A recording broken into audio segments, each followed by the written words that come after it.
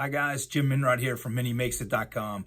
I have another quick video here for Preflight, how to set up Preflight settings to preflight your files as you're going along, or even at the end right before you export your PDF to send it off to the printer. In the show notes, there'll be a link on, you can download the actual profile I set up here for, the base designer setup for printing, but we will be going through each setting in it, and you can set it up for anything you need specific for the type of work that you do. So go down to the show notes in the link, download this option from my website, or you could just create a new one and follow along with the settings. All right, so either way, let's get going. Okay, so you want to go up under Window in the top menu here, down to Output, and click on Preflight. If it was already a check mark, that means you already had it in there. So out of the Preflight window that pops up, I have some in here that I use a lot, but we're going to go to Define Profiles from the drop down. You want to click Load Profile if you downloaded it. If not, you'd hit plus and start creating a new one. So this is the one from the website. You hit Open, and it brings it in. And as you make these, you can put different descriptions for different people, if you have more people in your office, or just different options you want to put for different projects that you work on. Some may have spot colors and you want to check different things. So just some basic information. The first option here, and these will all be either open or closed. You have links. The little minus sign when it's closed up means that some of these are checked and some are not.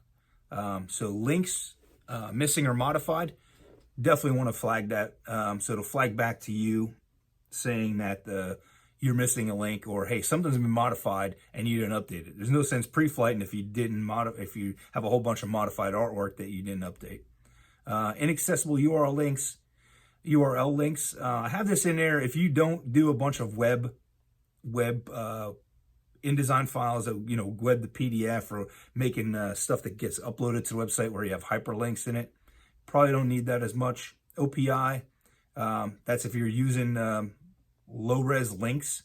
Most people don't do that anymore since hard drive space and everything else, and the speed of computers have gotten better. So I actually have that off, but if you use it and you want to turn it on, that would be the link is on or off. Colors, transparency, blending, space required. We don't turn this on. We recommend lab or RGB or whatever you have your file in. Send it to us that way. Since we use, we use a UV. Our gamut is bigger. A lot of your higher end printers, the gamut's going to be much bigger than a standard setting. So we don't flag it for that. Same thing with cyan, magenta, yellow plates are not allowed. This you would turn on if you knew, hey, I only want to send a spot color to a specific, if your printer's saying, hey, it has to be a spot color, you can turn that on. It'll flag it for you. Color spaces, again, we accept all of them. So, and we prefer, to keep them as whatever you have it as, and we'll convert it on our end. Spot color setup, again, if your printer is asking you for them, or if you have a specific, years ago, I dealt with a customer that did 2-color newsletters. That's the only thing they could drop was 2 colors, or we charged, it was being charged more for CMYK because of the process. You could flag it, make a maximum numbers of spot colors 2, something like that. But that really shouldn't affect you for most of your commercial offset. Overprinting applied in InDesign. If you run into issues, you can turn this on. You're going to get more warnings than you need. If you turn it on now, it's going to be lots of things set to overprint. This one is important. Overprinting applied to white or paper. It's kind of hard to get that in InDesign right now, but your Illustrator files will set white to overprint and could become a problem. Registration applied. You don't want to print registration. Most places, if you will flag it when we're pre-flighting a file, but if you could check it ahead of time, you're going to want to make it a rich black based on your customers, whatever they want, or your printer, whatever they're recommending for a rich black. So if you have a big solid area and they want it to be a rich black, maybe something along the lines of this be authentic. Different printers use different things. You know, the CMYK build is usually 50, 40, 40, 100 black. So you're getting a rich black, but you don't want registration. Even it just 400% will turn brown. It won't get black. That's it for the color. Images and objects. Image resolution.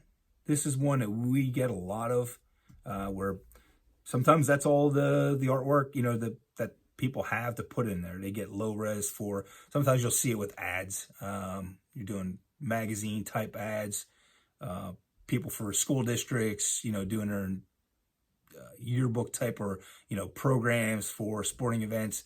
You know, the ads that are being put in the back of those programs are usually pretty, you know, low resolution. That's all the dentist or whoever, that's all they were given was, hey, this is the only logo I have. Or they made it themselves and published or something else. So sometimes this is all they have. I have it set to 200. You can lower that if you have a bunch of images that, or turn it off if you don't want to check it. But usually printer is going to flag it and say, hey, this is going to print low res, just to make you aware of it. So color images, I have it set at 200, grayscale, minimum resolution to 250, and your 1 bits, you know, 800. Non-proportional scaling of placed objects. Something stretched, you might want to know. Might have been something you did on purpose. Just something that we leave on to make sure it's flagged. Uses transparency. If you're going to use spot colors and a transparency, you might want to double check this. There's some other ways to view it in a transparency preview type deal.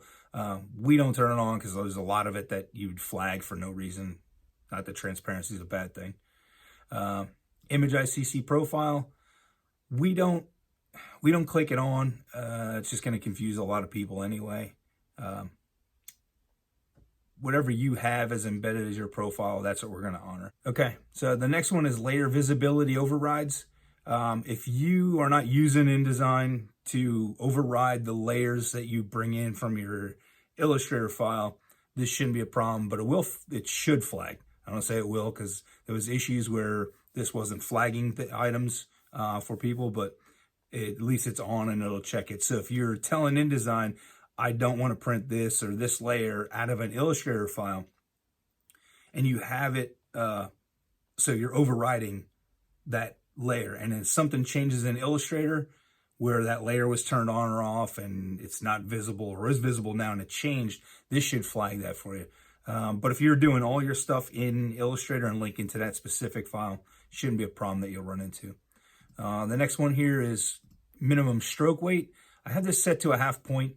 It's not that it won't print correctly, but it is something you want to check. Mostly check with your printer. We have it set to a 1/2. We'll look at it and make a visual decision when we get the files to, at least where I work. But if you might want to keep something over 1/2 point, especially if you're going to go 4 colors, and that's some of those other things you could turn on, as if it's a white or if you have multiple colors. The registration, trying to keep a 1/2 point registered, is pretty tough on most people. Interactive elements, I don't have that turned on. You could turn that on if you do a bunch of interactive stuff where you're using an InDesign file for web to make a PDF that's linkable to web, that kind of deal. Bleed and trim hazard, one of our main issues here, but I don't have it flagged because some of the live area is close and most designs are really close anyway. You'll get a bunch of false errors. Just make sure your bleed is set to an 1/8 inch and things are pulled out to where you need them to be an 1/8 inch. You can also check out our other bleed video. It should also be posted on this channel. Hidden page items. Just different things that are hidden so they don't print. It'll flag it just so you make sure that that's truly the way it was supposed to be set. Let me close image here. Text, overset text. You want that to flag items. And I got a couple in this document here, the things that I changed to mess things up on purpose, just to point them out. Paragraph style overrides. If you use these, this might be something you want to turn on. I see we turned it on because we had an issue with the file, but most people who are changing stuff don't realize that they're actually messing up this setting. So you'll get a whole bunch of errors. So you can test if you want to keep that on or not. Definitely want to know if there's a font missing or a glyph missing. It won't print if we don't have the fonts. Dynamic spelling detected errors. I have it turned on. You could turn on spelling just like you would in Microsoft Word. So for InDesign, you could turn on dynamic spelling, and it'll, as you type, it'll find spelling errors. If you turn this on here, you're going to get a lot of stuff with people's last names. It'll flag stuff that you'll be checking for that you really don't need to waste time on. Font type's not allowed. Anything that's in here, as long as you're embedding them or giving us the fonts with it, shouldn't be a problem. Non-proportional type scaling, turn that off. I don't think we flag enough of it to worry about that. Minimum type size, I have it as 4-point. This is going to depend on the font. Arial Black is completely different than some other script fonts. If you have a 4-point script font and it's over top of other colors, it could be a printing issue. I would hope that the printing company would flag that for you. It's not something, as a designer, you might want to just know, hey, I typed something and it's that small. Anything over 7 should be good no matter what it is, but we have it set as low as 4. Like I said, you got Arial Black, that's going to print different than a scripty font. Cross references, if you're not doing the hyperlink or interactive PDFs, don't need that on. Conditional text indicators will print. Same thing if you aren't using your versioning or whatever you want to call this, conditional, where the text changes based on when you click on one layer or one item first. I wouldn't worry about keeping that on. Unresolved caption variable, that's on. Same thing, it's rare that we run into it, but if you have it and you're using it and you want to flag it that it's not resolved. Span columns, we have that turned off. Track changes, we don't see a lot of people using that, so I have it turned off here. But if you were tracking changes with a bunch of people in a firm, you might want to turn that on so you keep that up to date. Page size and orientation, we don't preflight to say every file should be this size, but if you had something specific for your documents or special projects, you can turn different things on like this to make sure everything's set the way you need it. Number of pages required, same thing. If you were doing more of a specific project that you wanted to make sure the document had at least 16 pages, something along those lines. Blank pages, I keep both of these on. If you have a blank page, you probably want to know about it. Or the same thing if you just have master page items and you're putting it on there, you end up with a blank page. Maybe you forgot something. I just think it's a really good double check. Next one down is bleed. Here's where you would set your true bleed to make sure you have bleed set up in your if you don't have your bleed set to 1/8, you want to change that. Make it an 1/8" bleed. And also, if you're exporting to PDF, that's really where you need to make sure the bleed is set to 1/8". All pages must use same size and orientation. Again, this is a pre-flight. If you see an error, it doesn't mean that it's wrong. Sometimes we do this when you're doing a trifold brochure. You want one panel to be shorter than the other, so it'll tuck in. Gatefold for covers of books when one panel is going to be shorter, and you want to use the page tool, which is the way it should be done. We'll have more videos on that. This might be okay, but it's something we want to flag to make sure you don't have something in there the wrong size, and it just helps flag. Okay, so now that this is your file here, one other setting you can do is go to Preflight Options. So now you're setting your options for InDesign itself. So change your working file to the one you picked or the one you want it to be your base. So it's always going to show every job you open, the Preflight will default to this version here. You could turn it on to embed it in any new documents you make. Doesn't really need to be embedded as long as you're checking it. Places you're sending it to are going to check it with their own. When opening documents, you want to use the working profile. So whatever you have set here, It'll be this, or you can have it default if you're opening it for different people and you want to use their whatever they embedded. But majority of the time, it's going to be pick the one you use a lot for majority of your work, and then use the working one. Visible and printed layers, you can change this as you need it. Back, so hit OK there. And now I want to touch base on some of the errors. Like I said, this document, I did most of these errors just so a lot of them pop up, give you an idea what that error would look like. So we'll start with the first one, registration color. It's not allowed. As you go through, so if your pre-flight wasn't open, or if that's already open because we loaded it, but if it wasn't, you go back under window. Everything here is for pre-flight is under output, and click on pre-flight. So whether these are open or closed, I'm going to open them all up. So as we go through them, one of the best things about this pre-flight here, it tells you what's wrong. Registration color not allowed. It tells you there's a rectangle, and it's on page 12. So if you click page 12, it'll take you to where the error is. So here, this is set. If we go up under swatches, go to our color, it's set as registration. You want to change it to black or change it to a rich black. Change it to black. You can change it to red or whatever you want to, but registration color is not going to work or work out well. So that's changed. You can see that error went away. Image resolution. This one here, the resolution is on page 4. So when I go there, this image is actually used in 2 different places. But what this does is it picks up the effective resolution of this image here is 175 pixels per inch. We have it set to flag at 200. So from 200 down to 175, the image might actually print okay anyway. 150, it's getting pretty tough. Digital files, small, brochure runs that aren't that great. Sometimes 150 is fine. It depends on, your tolerance of what looks good or what doesn't. So 175 is not terrible. If that was the only photo you had and that's what you got to use, it might be a good thing to pass that information off to your printer when you're handing it off. Just, hey, this one's going to be low. This is what I know. Helps keep one more stop from happening. But what I wanted to point out was that this one is actually in 2 different places in the document. So it's on page 4. It's also on the first page. But because of the size here, the effective resolution of that,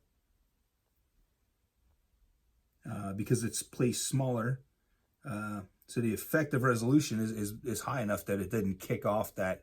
The effective is actually 502 because we're shrinking it down, so it's going to make it, in theory, it'll make a higher resolution. It's actually going above the 300. So close that back up. Pre-flight. So we're gonna say, okay, well that one's fine. That might be all we have. Non-proportional scaling. Click on that Photoshop file. That's where this photo is drug out when I was doing a bleed video. It's drugged to one side. It's placed at different options, and that's distorted on purpose, so that's fine. Again, that's one of the things with the pre-flight here. You're pre-flighting things, so sometimes you're going to pre-flight. You're going to find things that it'll flag it, might not really be wrong. Feel free to move on as long as it's more or less so you catch things that you didn't know were there. So that was okay because we did that on purpose. Stroke weight too small on this graphic frame here. Again, this is an ad. I would probably try to make that larger if I was designing it, but it will print okay. It's one color, black frame, so shouldn't be an issue there. All right, so that's it for the images. And the text, this is something we see a lot. We have overset text here on 2 pages. Again, it's overset because I did it on purpose. So we go here, when I click on that, it highlighted that, and this little red plus sign down here is telling me that's flagging it, saying that's where the text box, that's where the issue is. The red says, hey, there's more underneath this that you're not seeing. So one of the quickest way here is go up to type, And all the way down to the bottom here, it says hide. Well, it says hide hidden characters, but most of the time it might be show hidden characters. So I'm going to turn it on and show it. What we're not seeing is, we're not seeing the invisibles because of the view that I'm in. So under view, screen mode, I'm in preview. If you hit the W key, it'll change it to normal mode or presentation mode. When I hit W on and off, you're seeing the overprint preview goes away, and now you're seeing all the hidden characters of the type itself. So what we do in prepress to fix this or check, sometimes it's just a matter of somebody typing, hit too many returns, and the return is actually what's hidden. So if I drag this down, as you can see, it's just returns in that box. Let's see if I can zoom in on this here. So it's returns, you got some tabs, you got some all kind of extra stuff. So I'm going to undo that and put that back. And to fix that, now that I know that's what it is, I'm just going to hit the forward delete key, or you could put it on this side of your return. I guess not. You got to hit forward delete and just delete. And you see it now, that red mark went away that was on the right. So if I hit undo, you can see it's still here. Now that I deleted some of these returns and there's no hidden text, problem solved. It went away from your pre-flight. So you're going through like a punch list here. This one here, you'll see a lot of times with the linked text boxes. When I click that, you get the little red mark that there's overset text. So if I go back and pull this one down, there's more type under there.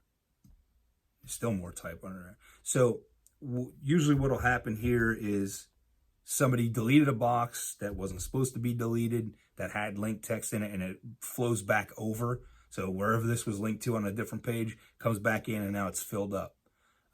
Definitely a good thing. It'll flag it for you and help prevent that issue from happening.